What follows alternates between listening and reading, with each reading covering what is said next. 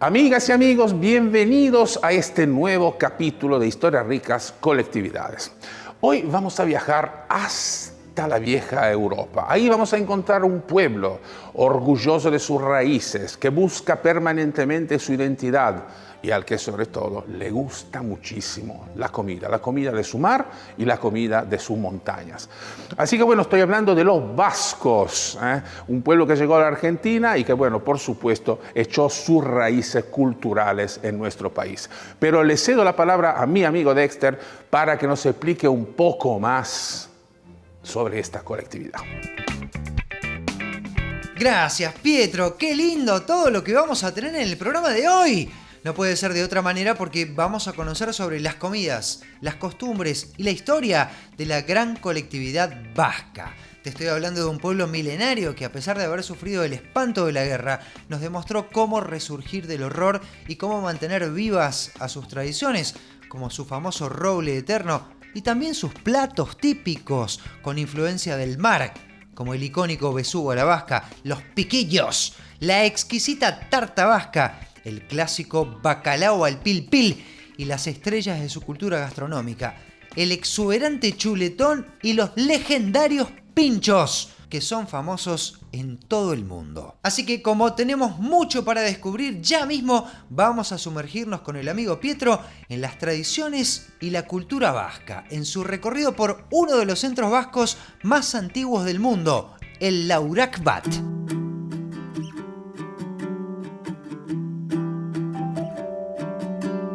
Amigas y amigos, estoy a punto de entrar en un lugar extraordinario, un lugar cuyos fundadores tenían un objetivo específico. A ningún vasco que llegara a la Argentina tenían que faltar 5 cosas: alojamiento, comida, peluquero, vestimenta y documentos. Esta fue la misión de esta asociación que tiene casi 150 años de vida. Vamos a conocerlo.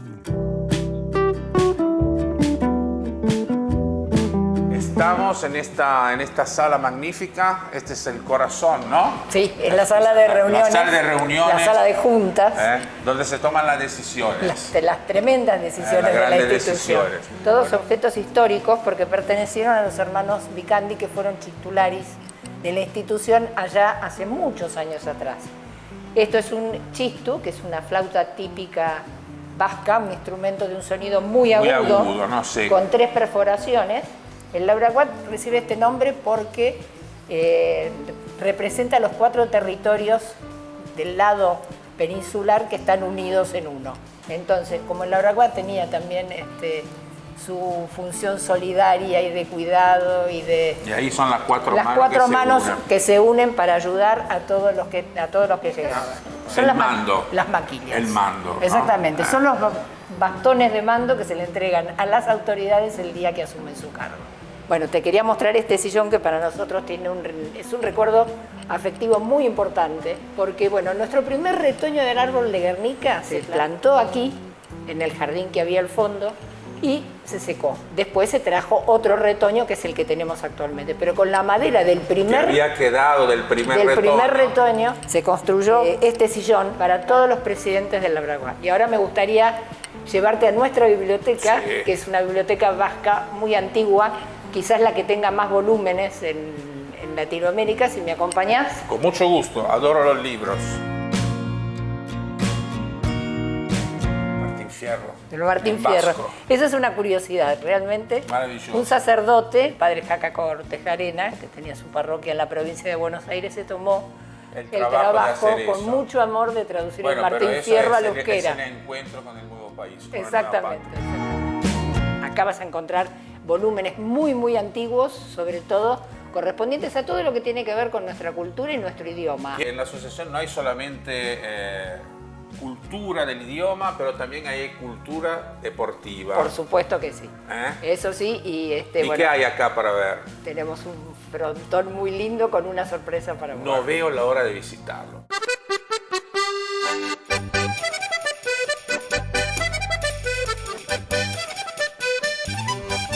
Vascos en la Argentina hay desde Juan de Garay hasta nuestros días. Se produjeron dos grandes inmigraciones en el siglo XIX. En esas dos inmigraciones del siglo XVIII es como trajeron también el deporte de la pelota. En la especialidad de mano, se jugaba pelota a mano, hasta que aquí en Argentina se empezó a usar el omóplato de la vaca, que le llamaban paleta, y de ahí viene el nombre de paleta, que después derivó en otras especialidades. Argentina es extraordinaria. En paleta argentina, como usted lo dice, sí, realmente tenemos varios campeonatos del mundo y estamos en primer lugar. Mientras continuamos conociendo las costumbres, la historia del pueblo vasco y su relación con la inmigración llegada a nuestro país, te cuento que en breves minutos nos vamos a sumergir en la maravillosa y premiada gastronomía vasca que existe en este mismo centro. Vamos a conocer, por ejemplo, el piquillo pimiento de brandada con bacalao, el piquillo de salmón y abadejo, la tortilla de bacalao, la merluza verde, el famosísimo besú a la vasca y la tarta vasca. Pero ahora continuemos un poco más conociendo su rica historia.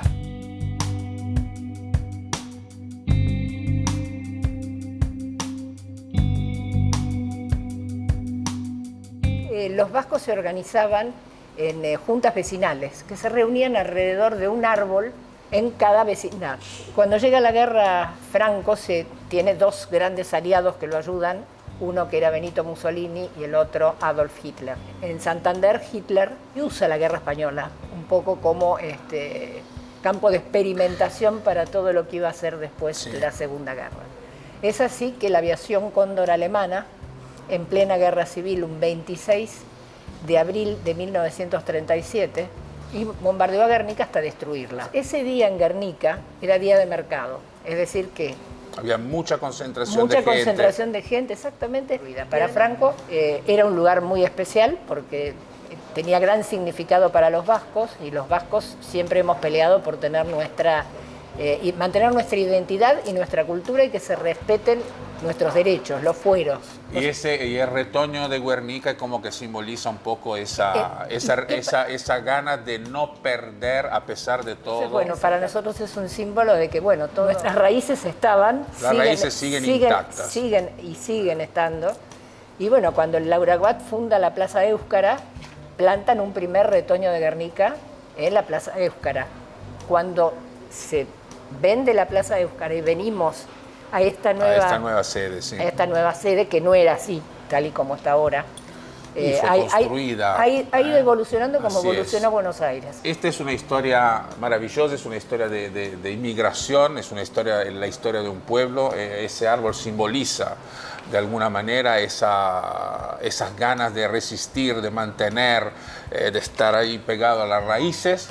Y bueno, y yo agradezco muchísimo de que vos me hayas acompañado acá al lado de este árbol, que es el hijo del retoño de Guernica, acá en Buenos Aires, a miles de kilómetros del país. Para nosotros es un gusto darte parte de todo esto, porque es en nuestro ser. En la hospitalidad vasca. Está en nuestro ser. Gracias.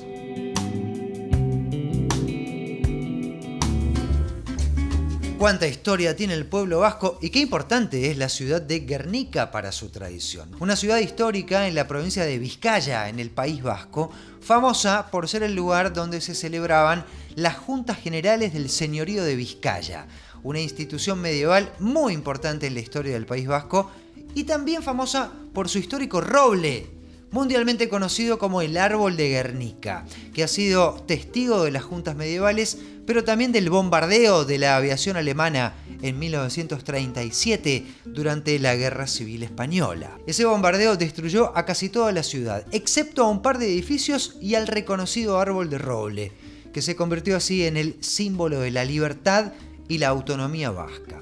El vitró que pudimos ver con el árbol en tamaño gigante es realmente impresionante. En sus calles podemos ver cómo se transformó en una ciudad moderna, excepto algunos rincones que se salvaron del bombardeo. Ahí mismo, en Guernica, vimos la reproducción en tamaño real del famoso cuadro de Picasso. El terrible ataque a la ciudad inspiró al pintor Pablo Picasso para crear uno de los cuadros más reconocidos del planeta, el Guernica justamente, en donde a través de la técnica cubista, Picasso logró representar la tragedia de la guerra, el sufrimiento humano, descomponiendo y fragmentando las formas de las figuras humanas y también los animales. Es imposible al mirar este cuadro no tener, ¿cómo te diría?, una sensación de caos, de destrucción. Picasso lo hizo en 1937 y en su momento provocó un gran revuelo en el público por su contenido político. La intención del autor, por supuesto, era denunciar el sufrimiento de los inocentes en tiempos de guerra y violencia. Hoy el cuadro original está en el Museo Reina Sofía de Madrid, en donde también estuvimos, y te lo mostramos en Historias Ricas de esta manera.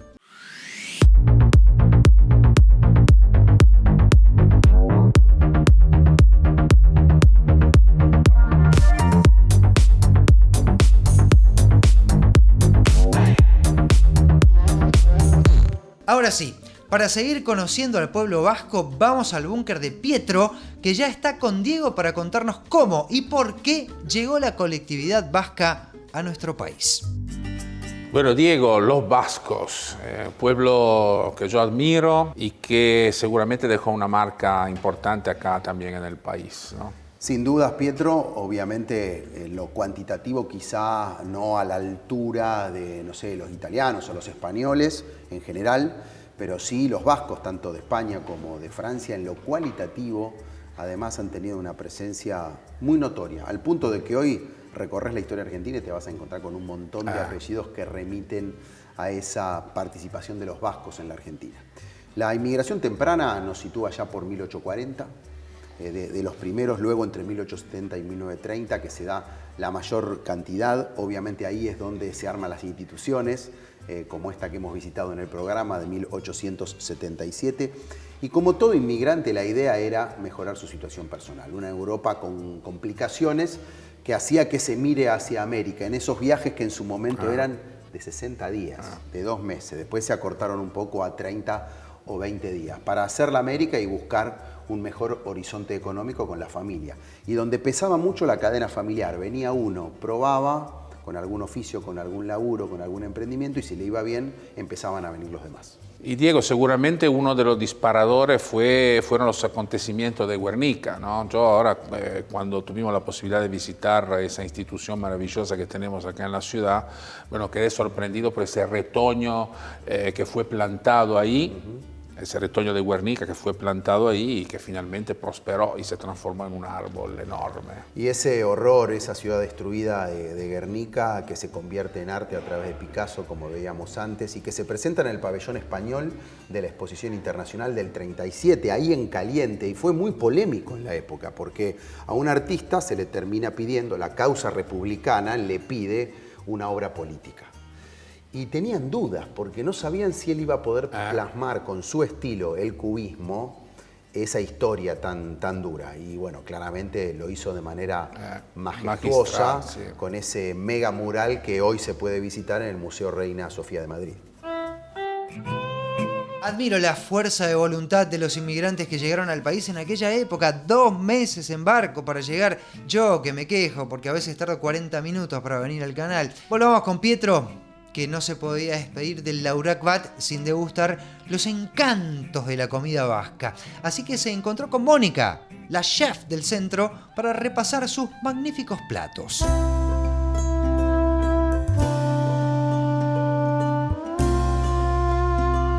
¿Qué significa tener un restaurante vasco en la asociación vasca más antigua del país? Orgullo, primero. Siento que es mi casa, es una colectividad que me recibió siempre muy bien y además de descender de vasco, placer. ¿Es habitual que los clientes de este restaurante vengan del País Vasco? ¿Frecuente? Y cuando ellos comen esta comida hecha a 11.000 kilómetros de distancia, ¿qué dicen? Sí, eso es maravilloso. Primero llegan en horarios de tardecita, donde yo los invito a que prueben el sabor, porque ellos llegan por el edificio y miran la carta y les llama la atención, los seduce. yo les cuento más o menos de qué trata la carta y les explico lo que no entiendan y después se van todos satisfechos y cada vasco que llega al país busca el lugar y después nos elige y para nosotros es un placer. Es Para importante. nosotros, que ellos nos halaguen los platos es un placer. Y en relación a los clientes, los comensales argentinos, bueno, me imagino que debe haber una parte que pues, son descendientes de vascos, Sí. pero también debe haber gente que quiere conocer esta cocina, estas Sí. recetas, estos sabores. ¿Qué opinan estos clientes, los que no conocen esta cocina, cuando prueban estos platos? Que todo el mundo quiere probar de todo. De todo. Y es muy gratificante cuando vuelven. Sí. Y la realidad es que vuelven. ¿Y vuelven a pedir el mismo Nosotros plato no o tenemos- vuelven a pedir el mismo plato o piden otros para probar No, alternativas? Quieren seguir probando. Quieren seguir probando. ¿Qué empezamos? Por aquel que sale frío, es una entrada fría. Es un piquillo pimiento de brandada, está hecho con bacalao, y ese sale frío. Arriba tiene solo una salsa vizcaína. Y combinar ese sabor marino, salado, pero salado no en exceso, digo, tiene su Sí. sal, que es un pescado en conserva, pero con esa textura cremosa y combinada con la frescura que tiene el piquillo y esa salsa Esa maravillosa. salsa vizcaína. Esa Sí. salsa vizcaína es una entrada realmente muy, muy tentadora. Esto también es Lo una caliente, entrada, versión caliente. pero sale caliente. Es piquillo también, pero estos son de salmón y abadejo. Y sale con una salsa vizcaína, pero caliente. La tortilla de bacalao. Esa es nuestra versión. Nosotros la reformulamos, la hicimos con papa y bacalao. Y bacalao. Y bacalao. Las personas que van al País Vasco saben que es solamente bacalao. Este es un plato que yo adoro. Merluza es en salsa fabuloso. verde. Este plato sale, como la merluza en salsa verde, también sale mucho el pilpil, que es la forma de vender las pescas como más tradicional. Otro plato Acá. súper emblemático de la cocina vasca. Sí. Y ahora otro plato, Ese. pero que vamos a otro extremo. Este es un plato Sí. más contundente, con más potente, fuerza. que bien vasco, este se Bueno, animan. besugo a la vasca. El besugo a la A la vasca. vasca. Muy fiel a la versión. Lo que nosotros no le ponemos, por ejemplo, es ningún morroncito, ningún ají, ni pimiento, nada. Que en alguna versión vasca sí lo llevan. Y cierre clásico. Sí, no podía faltar la tarta vasca, tradicional postre que antes era tarta de los vascos, Tarta ahora de es los tarta vascos, ahora vasca, tarta no vasca. solo crema pastelera. El secreto está en la masa, digamos, que como al tener almendra es una masa muy sabrosa, Sí. que te la podés comer hasta como galletita. Y nosotros lo que hacemos es agregarle coulis de naranja que nos parece que va Queda muy bien. y que sí. suma. Sí, suma porque Lo le aporta un mandamos poco de aparte, acidez, claro. frescura. Lo Está muy mandamos bien. aparte por si alguien no se anima tanto, para que siga manteniendo el cuerpo, la masa y que no se humedezca, para que al cliente le llegue más firme, digamos. Y después, a elección, si quieren ponerle el coulis, Bien, y si es no, lo que nosotros sugerimos, y si no, no queda así. no pueden. Mónica, creo que sería imposible cerrar de mejor manera este encuentro con la cultura vasca. No podía haber mejor cierre que este para celebrar una visita en este rincón vasco de Buenos Aires con estos platos maravillosos. Me gustaría hacer un brindis con vos, bueno, para Claro. celebrar esta cultura Por favor, extraordinaria un placer. que tenemos la Muchas suerte gracias. de tener acá en la ciudad. Muchas gracias por Salud. pasar. Querida Mónica, yo no tengo ni una ceja de vasco, pero te aseguro que después de ver las delicias que creas con tus manos, voy a ser uno de los que vaya y vuelva seguido a degustar tus platos vascos. Y hablando de vuelta, volvamos al búnker de Pietro, que Diego va a contarnos sobre los pioneros vascos en la industria de la leche en nuestro país. Bueno, Diego, acá tenemos un pastel vasco que nos hizo el amigo Matías ahí del restaurante Iñaki. Realmente es una tarta golosa, suculenta, maravillosa.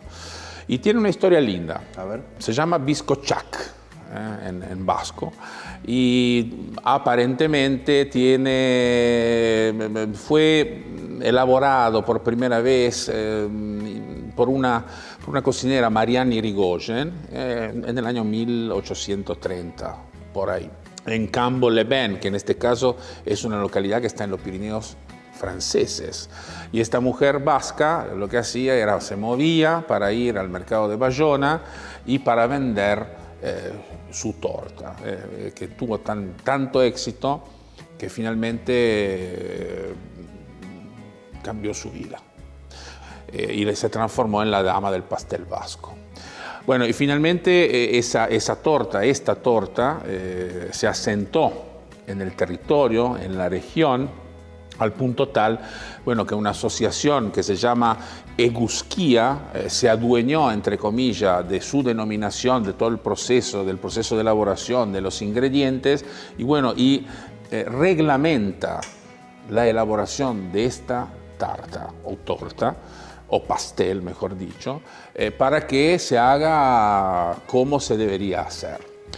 Ahora, normalmente el relleno es de crema pastelera, pero también están permitido el uso de, no sé, por ejemplo, un dulce de cereza, porque la cereza es una fruta de ese territorio y por lo tanto, bueno, están permitidas algunas variantes, pero la que tenemos acá con la crema pastelera es una de las variantes más radicadas, más consolidadas en el territorio, además porque remite a uno de los ingredientes que son muy importantes dentro de la cultura gastronómica vasca, que es la leche. La crema pastelera se hace con leche y por lo tanto, bueno, es como que todo tiene que ver con todo también en este caso. Bueno, y hablando de la leche, recordemos que los inmigrantes vascos solían salir de Bilbao para entrar por el puerto de Buenos Aires. Unos 4 millones de argentinos, podríamos decir, se calcula que tienen sangre vasca. Y entre los oficios más destacados está justamente, vos lo mencionaste, el de lechero. En la historia de los vascos, obviamente provienen de un pueblo ganadero, conocen esa temática y además ser lechero en aquella época, estamos hablando fines del 19, principios del 20, era una actividad sencilla. Sí. Un caballo, unos tarros, acercarse a algunos pequeños tambos en lo que hoy sería el conurbano bonaerense o de la mano del tren, esperar en Constitución con los caballos que viniera la leche, por ejemplo, de la actual Cañuelas o de San Vicente y repartir la leche en la ciudad de Buenos Aires. Una actividad sencilla que le llevaba todo el día a repartirla y que además muchas veces después vinculaban con otros productos derivados de la leche, como por ejemplo hacer manteca o quesos. Una actividad muy típica de los vascos, ser lechero en la ciudad de Buenos Aires. Bueno, y este pastel lo demuestra de manera absolutamente clara, porque llegó hasta nuestra tierra y uno lo encuentra normalmente en los restaurantes que ofrecen un recetario vasco. Y este pastel también es objeto de una fiesta que no se hace acá en Argentina, sino se hace allá en Cambo-les-Bains, donde se vende una cantidad enorme de esta especialidad, entre 3 y 4 mil pasteles, y donde concurren aproximadamente entre 35 y 40 mil visitantes para poder degustarlo. Y entiendo, vos me dirás que hoy la gastronomía vasca está en furor, ¿no?, a nivel mundial, y que, no sé si este dato es correcto, en el País Vasco hay una gran concentración, por ejemplo, de restaurantes con estrellas Michelin. Así es la zona, la región que reúne la excelencia, o una de las excelencias, pero los vascos creen que es la excelencia de la cocina española contemporánea. Qué gran recorrido estamos haciendo por la cultura, la tradición y la gastronomía vasca. Por eso no podíamos dejar de lado su idioma, uno de los más antiguos del mundo. Vamos a conocer cómo se dicen algunas palabras en vasco.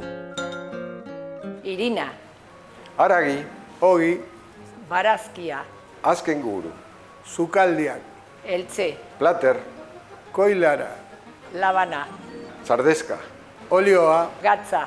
Araino, Bacalao.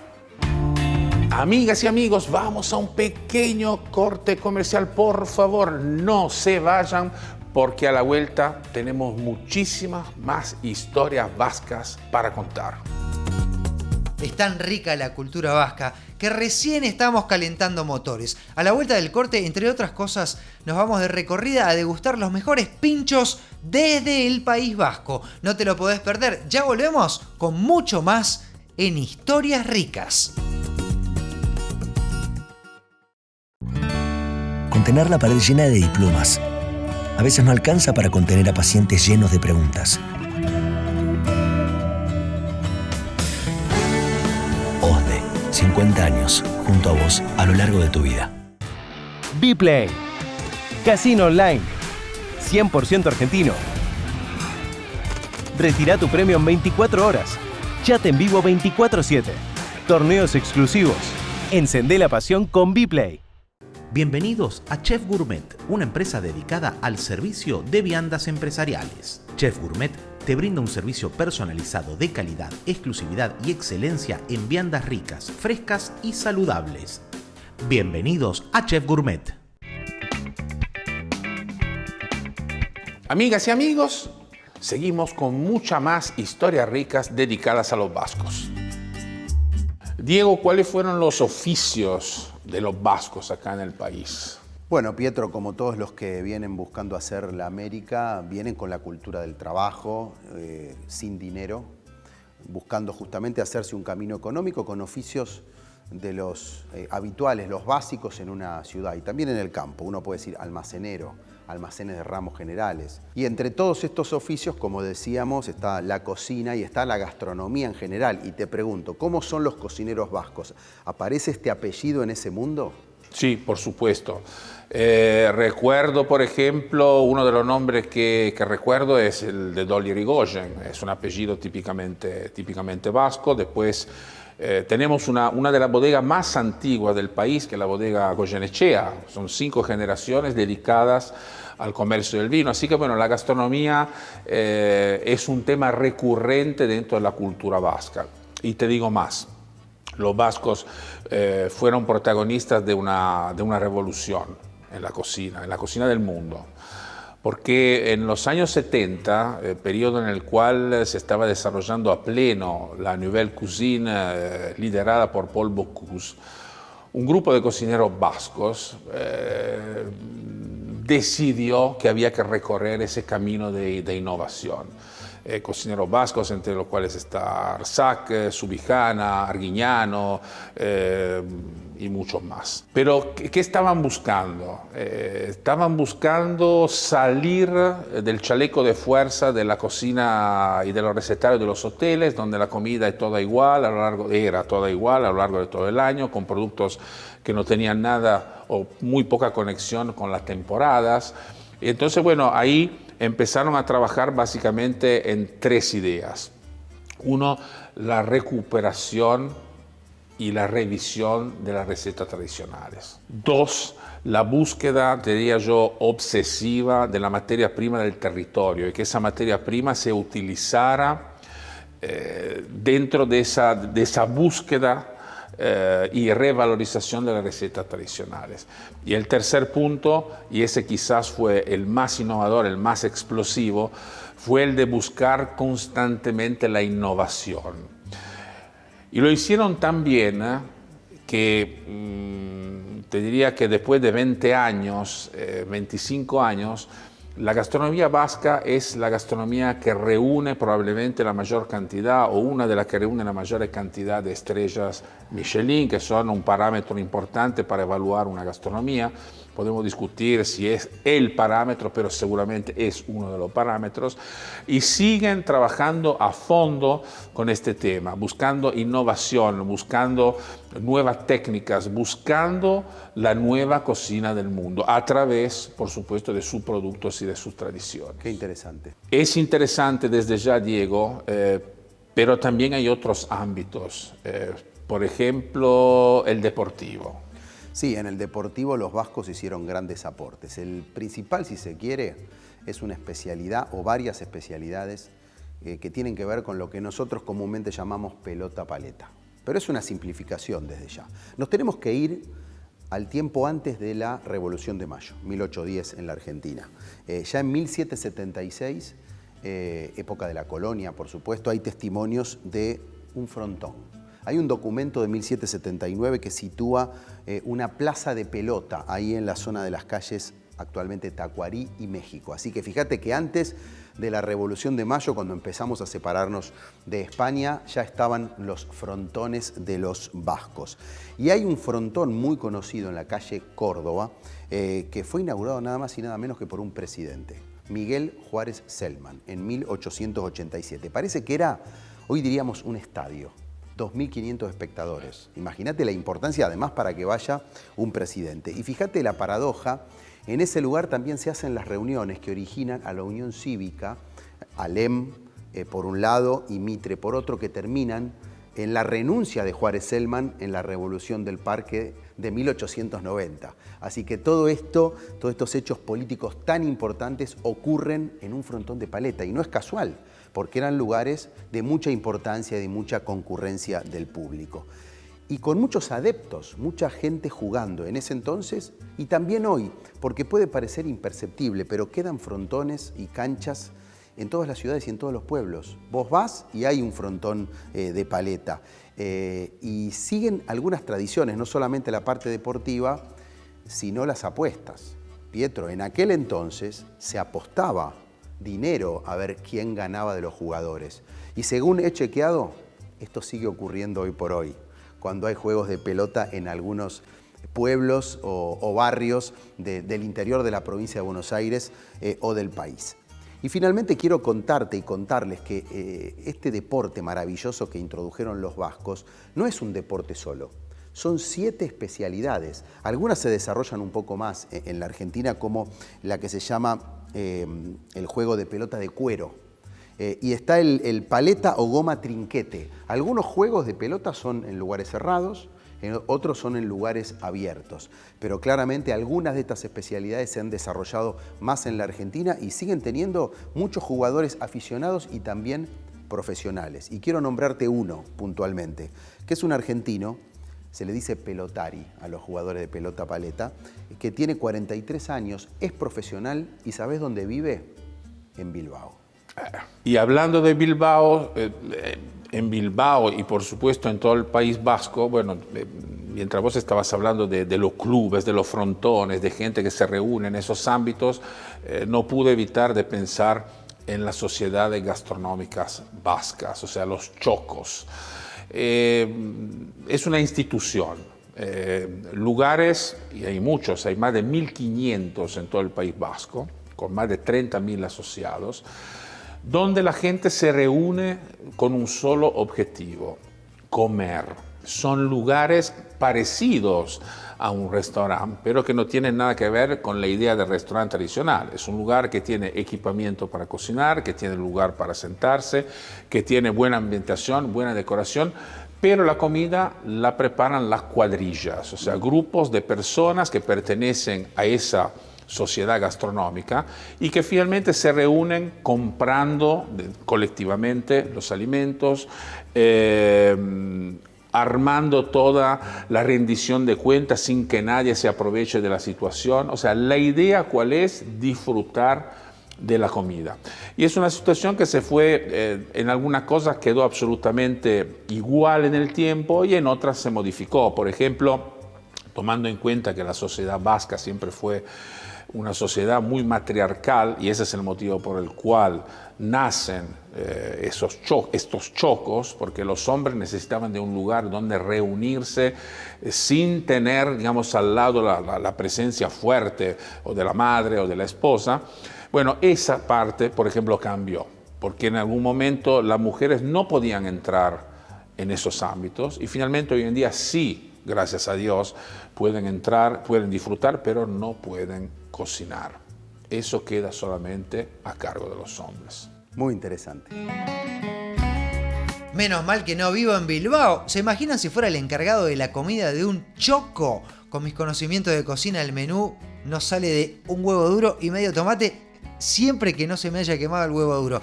Pero mejor volvamos con Pietro, que fue a conocer la mejor barra de pinchos vascos de toda Sudamérica.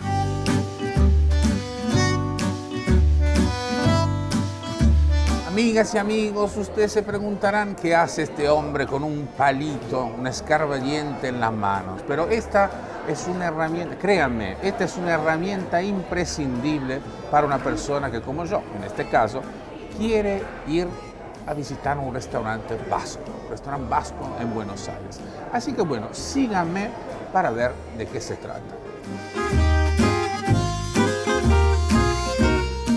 Tener la posibilidad de estar en tu restaurante acá en el barrio de San Telmo, en Buenos Aires, un día con sol y sobre todo con tu menú, con tus platos extraordinarios. Se habla mucho también de carne con los vascos, ¿no? Por lo menos eso es lo que yo percibo en los últimos años. La carne se está empezando a asociar con mucha fuerza a la cultura gastronómica vasca, a su recetario. ¿Cómo trabajan ustedes acá el tema de la carne vacuna? Los vascos, como referente de la gastronomía a nivel mundial, no podía ser de otra manera. La carne termina siendo una materia prima protagonista. Tenemos parrillas diseñadas para cocinar tanto pescados como el chuletón. ¿A qué corte corresponde el verdadero chuletón vasco? Bueno, el corte argentino sería el bife angosto con hueso. Técnicamente es del lomo del animal, o sea, de la parte de arriba. Bueno, el punto en el chuletón vasco es otro tema interesante. Sí, sin dudas. Nuestro punto termina siendo algo hasta polémico en la mesa porque lo cocinamos por afuera, queda sellado por los bordes, rojo dentro y... Como dicen acá, mu, ¿no? Claro, acá a mí me dicen todo el tiempo que la carne está cruda. Técnicamente no está cruda, supera los 70 grados. Termina siendo algo polémico, que rompemos muchos esquemas, que rompemos muchos paradigmas y costumbres de cómo comer la carne y nada. Bueno, pero esa es la integración entre dos culturas donde la carne tiene un lugar importante, ¿no? Entonces me parece fantástico. O sea, un lugar donde normalmente, como Argentina, donde la carne se come muy cocida, con una propuesta que viene de Europa, que viene de España.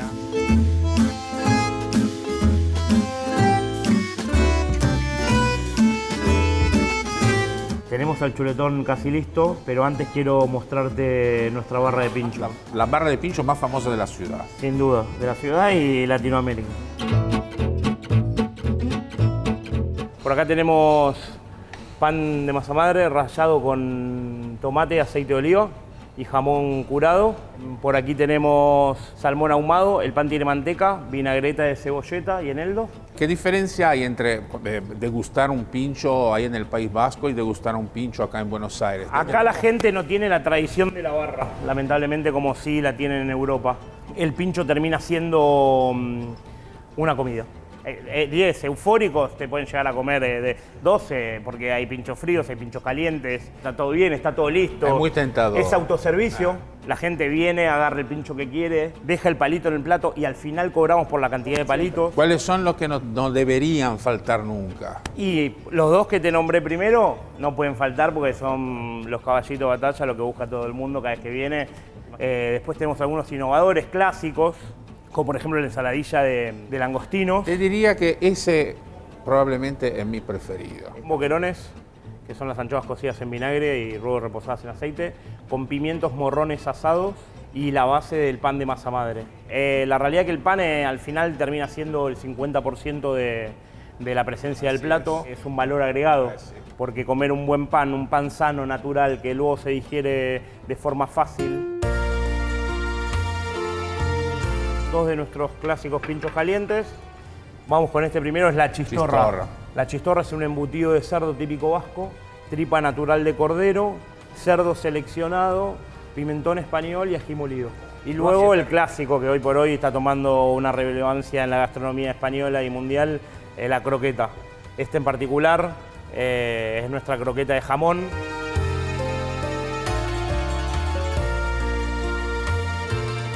Esta historia empieza con la sidra, porque bueno, gracias a una sidrería, nacieron los pinchos. Estos son los vasos de sidra. Gesto mágico. Esto es así, se mancha y olor a sidra, el piso, está muy bien. La barra. Gracias, Salud. Juani. Salud. Gracias por venir. Gracias por esta clase y por tu hospitalidad. Gracias, alegría.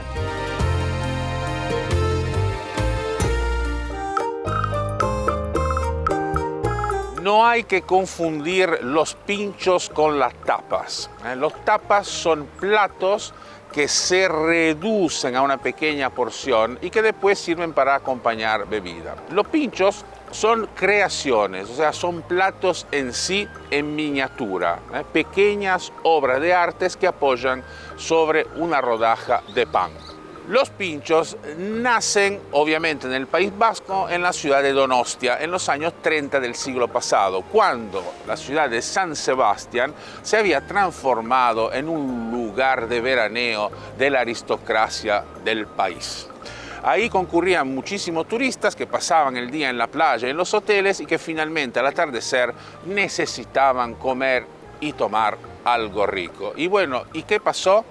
Bueno, que una señora, doña Luisa de la familia Castro del bar La Espiga, inventó estos pequeños bocados tentadores y los ofreció a modo de señuelo para que la gente concurriera en su bar y consumir sus especialidades. Así que bueno, esta es una pequeña síntesis de la historia de los pinchos que por supuesto podemos también encontrar en nuestra capital para disfrutarlos y para conectarnos con la cultura y la comida vasca.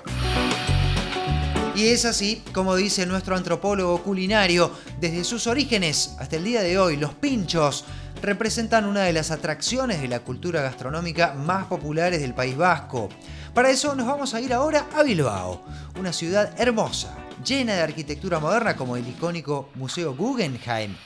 Pero lo que todos van a buscar a Bilbao son sus famosos tours de pinchos, recorriendo restaurantes, donde se pueden encontrar desde los sabores clásicos hasta los más curiosos, como el pincho de cresta de gallo. Sí, eso que ves arriba es la cresta del gallo apoyada sobre una cama de hongos. Y para seguir en línea con las curiosidades de la cultura vasca, nos despedimos del hermoso País Vasco para retornar al búnker de Pietro, donde Diego va a contarnos sobre los más famosos descendientes argentinos que trajo esta colectividad a nuestro país. Así que Diego, pinchos, chuletón, los pinchos sinceramente me enloquecen, me parece una creación extraordinaria, me parecen pequeñas obras de arte culinaria en miniatura, esa cosa minuciosa, en búsqueda de la perfección, me parece fabuloso. Pero también me parece interesante ese tema del chuletón. Sí, los vascos realmente lo manejaron muy bien y dentro de lo que es ese desarrollo que tiene la cocina vasca, supieron posicionar también la carne ahí arriba, donde están los mejores manjares del país. Muchos de estos productos, Pietro, aparecen cada año en la Semana Nacional Vasca, que se celebra, ¿sabes dónde? En un pueblo, en una ciudad que se llama Macachín, en la provincia de La Pampa. Y el aporte de los vascos desde ya es importante no solo en lo cuantitativo, sino en lo cualitativo. Si uno empieza a repasar, Pietro, los apellidos, los va encontrando realmente en todos los ámbitos. Ya en la Fundación de Buenos Aires, Juan de Garay, un vasco, 1580, estamos hablando allá lejos y hace tiempo cuando empezaba esta historia de lo que hoy es la Argentina, ¿no? La segunda Fundación de Buenos Aires. Y si vamos a algunas personas del ámbito público o político, Juan Bautista Alberdi, el creador de las bases que da lugar a la Constitución Nacional, un gran escritor además e intelectual. La esposa de San Martín, Remedios de Escalada, justamente. O uno puede hablar de Esteban Echeverría, el autor del Matadero, un gran intelectual de la generación del 37. O más cerca en el tiempo, Hipólito Yrigoyen, el primer presidente de lo que podemos llamar la democracia argentina, con el voto universal, secreto y obligatorio, que en su contexto también la Vasconia, un periódico vasco, cuando es elegido presidente, lo destaca como un hijo de la raza vasca que llega a la presidencia de la Argentina. En ciencia, premios Nobel argentinos, pero que son de origen vasco, como Jussey o Leloir. Así que fíjate, uno va recorriendo el espinel de las diferentes... Y uno encuentra los rastros. El deporte. En el deporte también. Es más, los apodos son el vasco o el vasquito. Te puedo mencionar al gran arquero Sergio Goicoechea, el de los penales famosos en Italia 90, el vasquito Arruabarrena, el vasco o la Articoechea, porque además llevan el apodo. Y en el arte, la cultura y en la gastronomía, bueno, Germán Martitegui, Iñaki Urlesaga, el bailarín, o hoy podríamos decir Pampita Ardoaín. Así que en todos los ámbitos están los Hay vascos. Bueno, Diego, hablaste de personas que realmente están posicionadas dentro de lo que es la historia y la sociedad del país, pero no son solamente personas, sino también son productos que quizás no son nuestros, pero se transformaron en comidas, en recetas que finalmente nos resultan familiares. Por ejemplo, bacalao. En el País Vasco el bacalao es una religión. Es un asunto realmente muy serio y tiene una historia que es muy divertida, muy graciosa, te diría yo. Un pescadero de Bilbao, que se llamaba Gutubay, en 1871 hace su pedido de bacalao a su proveedor noruego.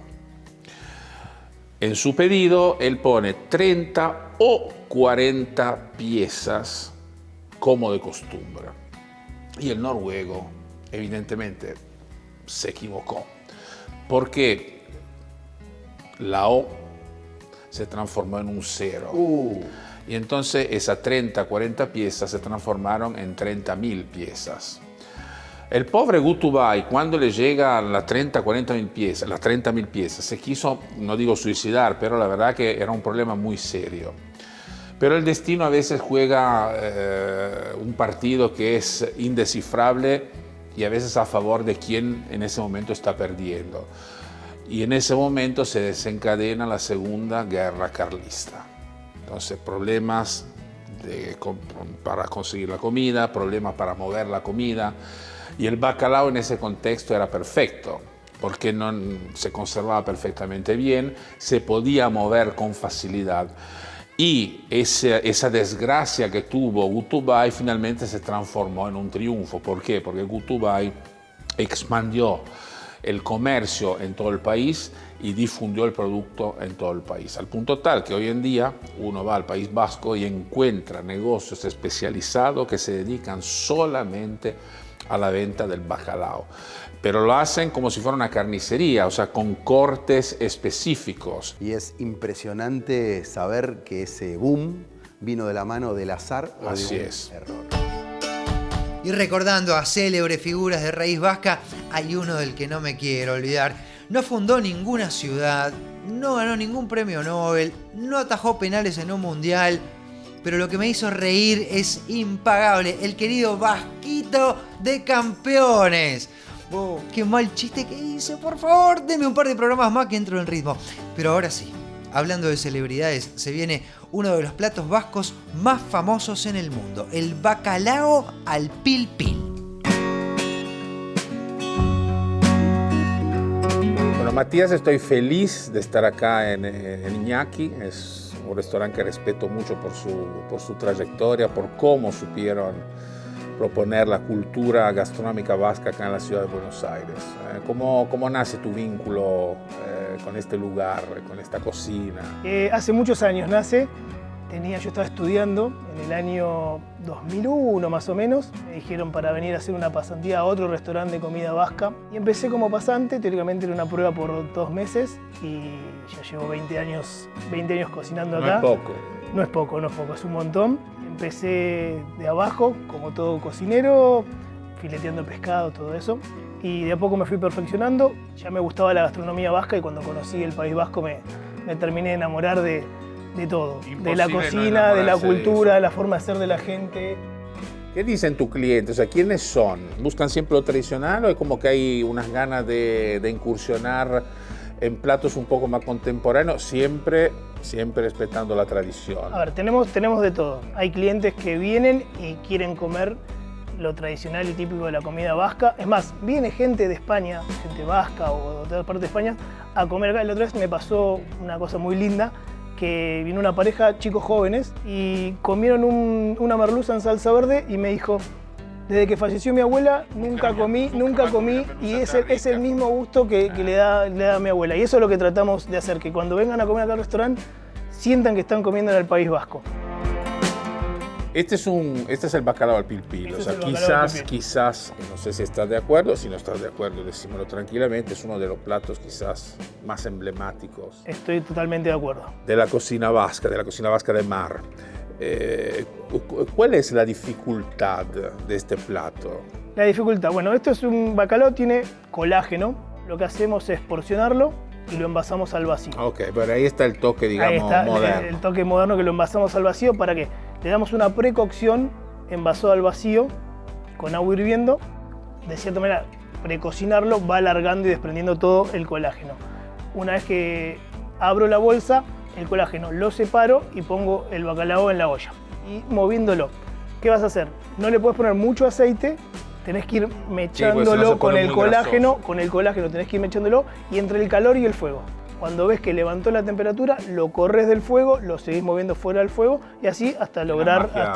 Y la magia aparece. Chopitos. Los chopitos. Los chopitos, para el que no sabe qué es un chopito, vamos a ponerle como un calamar chiquitito. Acá en el restaurante salen de dos maneras: a la plancha o piparrada. Piparrada es con pimiento rojo, pimiento verde y cebolla. Se hacen a fuego, que es cuando lo pones en la hornalla y le sacás todo, lo quemás todo, le sacás toda la piel, le da un gusto ahumado que queda muy rico. Y la cebolla se rehoga normal, con aceite de oliva, sal, pimienta. Después se mezclan los dos pimientos, una vez que lo pelaste lo cortás en tirita, y una vez que ya están casi cocidos los chopitos, le agregás toda esta preparación. Salteás todo junto, un poquito de perejil, sal, pimienta, bueno, la sal ya se la puse, pimienta, un hilito de aceite al final. Después de estas historias y estas explicaciones realmente muy lindas, muy interesantes, bueno, pero llegó el momento de probar. Vamos a probar.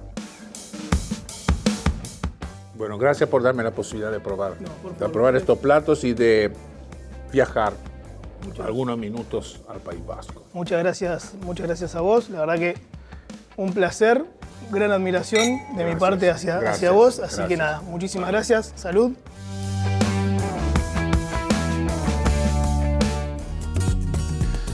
Amigas y amigos, qué maravilla este viaje maravilloso dentro de los sabores de la cocina vasca.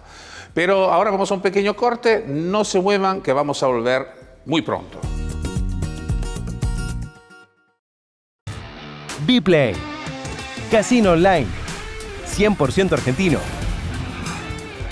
Retira tu premio en 24 horas. Chat en vivo 24/7. Torneos exclusivos. Encendé la pasión con Bplay.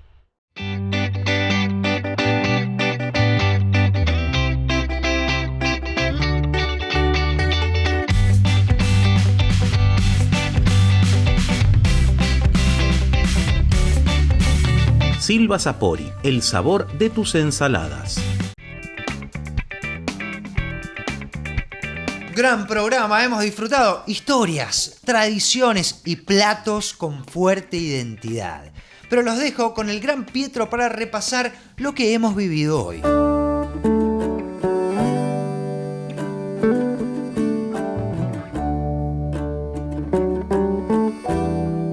Lo sé, los vascos no conciben la amistad o las relaciones sin una buena comida.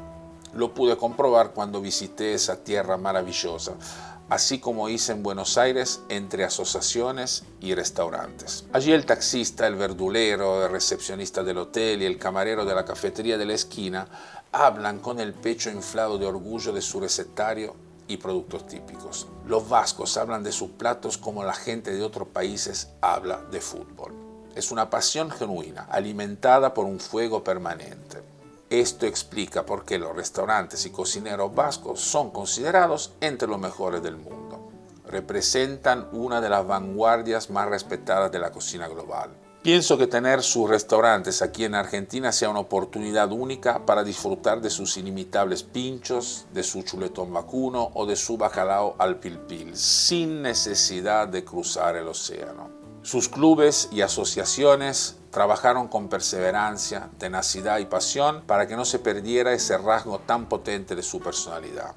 Así como el árbol de Guernica sigue en pie, la cultura vasca sigue fuerte y resistente como un roble, a pesar de las dificultades que enfrentó en su historia. Una pasión genuina, alimentada por un fuego permanente, algo que los marca para toda la vida.